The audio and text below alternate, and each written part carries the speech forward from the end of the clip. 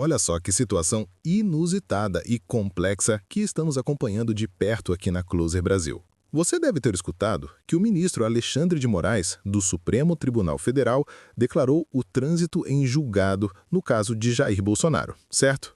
Isso, em termos leigos, significa que a condenação dele em um dos processos, aquela há 27 anos e 3 meses em regime fechado, se tornou definitiva. Parece que não há mais para onde correr, não é mesmo? Mas e se eu te disser que, mesmo com essa decisão, a defesa do ex-presidente ainda tem algumas cartas na manga, alguns caminhos que podem ser explorados? É exatamente isso que vamos desvendar hoje. Fique conosco para entender os últimos recursos que juristas apontam como possíveis para a defesa de Bolsonaro. A coisa é mais complexa do que parece à primeira vista, e a gente vai te explicar tudo. Para começar, vamos entender o que significa esse trânsito em julgado. Basicamente, é o momento em que uma decisão judicial se torna irrecorrível, ou seja, não cabe mais nenhum recurso ordinário. O ministro Moraes foi bem claro ao afirmar que não existe previsão legal de qualquer outro recurso para a defesa de Bolsonaro nesse processo específico. Ele disse que os advogados deixaram transcorrer o prazo de novos embargos de declaração sem qualquer manifestação. Isso levou à determinação do encerramento da discussão recursal e, consequentemente, ao início do cumprimento da pena. A sentença de 27 anos e 3 meses em regime fechado, por exemplo, é um peso enorme. Mas, por mais que pareça um ponto final, a legislação processual brasileira e até mesmo o regimento interno do próprio STF ainda oferecem algumas margens, embora bem limitadas, para a atuação da defesa. É aí que a coisa fica interessante. 2 juristas renomados, Matheus Silveira e Eurobento Maciel Filho, consultados por Oeste, trazem uma luz sobre essas possibilidades extraordinárias.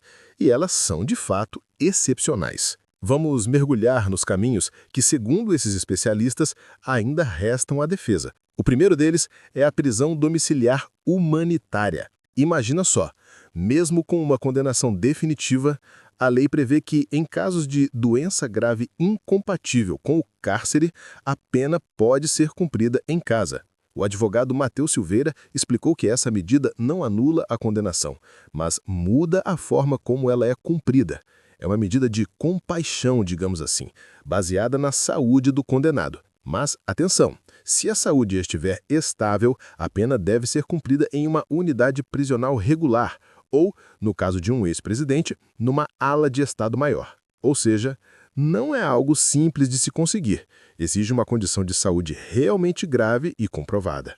O segundo caminho é a revisão criminal no próprio STF.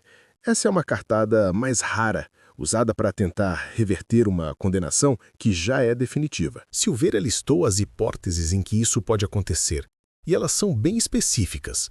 Quando a decisão contraria a lei de forma expressa, quando se baseia em provas comprovadamente falsas ou quando surgem novas provas de inocência do condenado ou de circunstância que determine ou autorize diminuição especial da pena. Percebe como a barra é alta? Não é qualquer argumento que serve. É preciso um fato novo e relevante, que realmente mude o cenário da condenação. E o terceiro caminho, que talvez seja o mais distante, é acionar o Sistema Internacional de Direitos Humanos. Aqui estamos falando de levar o caso para fora do Brasil, para organismos como a Comissão Interamericana de Direitos Humanos da OEA ou o Comitê de Direitos Humanos da ONU. O advogado explicou que esses mecanismos são acionados quando há alegação de violação de direitos previstos em tratados internacionais. É uma medida extrema que geralmente se busca quando se esgotam todas as vias internas. É uma tentativa de buscar uma espécie de justiça superior, mas que também tem seus próprios ritos e processos, e não necessariamente anula a condenação do Brasil, podendo gerar recomendações ou pressões. Mas não para por aí. O jurista Eurobento Maciel Filho trouxe à tona outra possibilidade, mesmo com a declaração de Moraes: os embargos infringentes. Ele argumenta que, de acordo com o regimento da própria Corte, esse tipo de recurso pode ser apresentado contra decisões não unânimes das turmas. E olha que interessante, Maciel observou que, em situações semelhantes analisadas pelo Supremo, só se certificou o trânsito em julgado após o ajuizamento dos embargos infringentes. Isso sugere que, embora o ministro Moraes tenha rejeitado a possibilidade, a defesa de Bolsonaro ainda pode tentar apresentar esse recurso. E caso ele seja negado, ainda há a possibilidade de recorrer ao plenário por meio de um agravo, que é um instrumento para contestar a rejeição de outro recurso. É um jogo de xadrez jurídico, com cada movimento sendo cuidadosamente planejado e executado. Então, o que tudo isso significa na prática? Significa que, apesar da decisão de Alexandre de Moraes ter encerrado oficialmente o processo no STF, a defesa de Bolsonaro não está completamente de mãos atadas. Existem alternativas remanescentes, sim. Seja para tentar levar o caso ao plenário do STF, seja para buscar uma revisão da condenação em si, ou até mesmo para alterar a forma de cumprimento da pena, como a prisão domiciliar.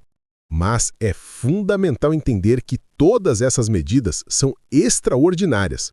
Elas não são recursos comuns do dia a dia da justiça. Possuem critérios muito específicos definidos pela legislação e pelos regimentos internos, e a chance de sucesso é geralmente bem menor.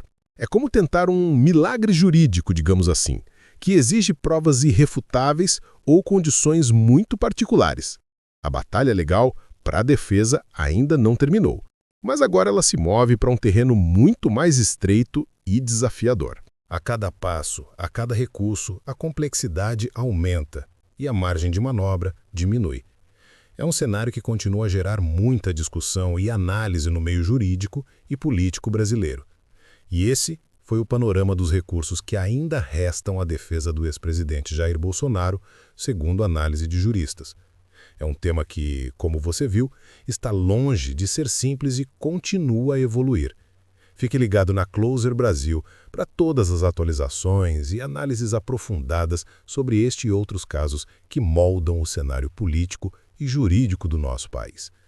Meu nome é Misael Xavier e esse foi mais um episódio do podcast de notícias da Closer Brasil. Se você chegou até aqui, é porque realmente se importa com informação de qualidade.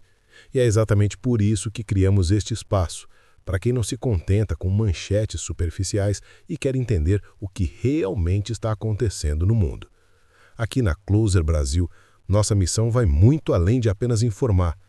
Todos os dias mergulhamos fundo nos bastidores da política, da tecnologia, da economia e dos acontecimentos que estão moldando o nosso futuro.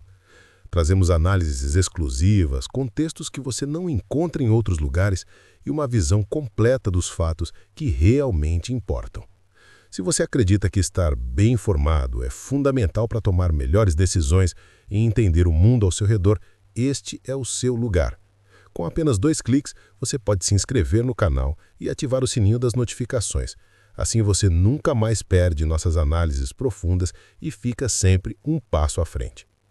Não deixe que as informações mais importantes passem despercebidas. Clique agora no botão de inscrever-se, ative as notificações e venha fazer parte da nossa comunidade de pessoas que, assim como você, querem decifrar o impacto real das notícias no futuro que estamos construindo juntos. Nos vemos no próximo episódio.